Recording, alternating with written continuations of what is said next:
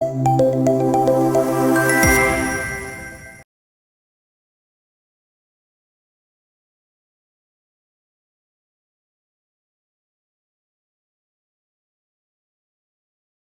খোকা বলে অওয়া, শেখে নিশে কথা কওয়া, হর্ষই দীর্ঘই, বসে খায় ক্ষীরখই। ওই দিদি দিদি, দেখ আজকে আমি কতগুলো স্টিকার কিনেছি। এতগুলো স্টিকার! কি সুন্দর রে স্টিকারগুলো। আরও ছিল, কিন্তু আমার কাছে পয়সা ছিল না। আমাকেও কটা স্টিকার দিবি তো? হ্যাঁ রে, দেবো। ঠিক আছে, তুই দেখা, আমি বলছি কোনগুলো নেব। এটা, এটা আর এটা।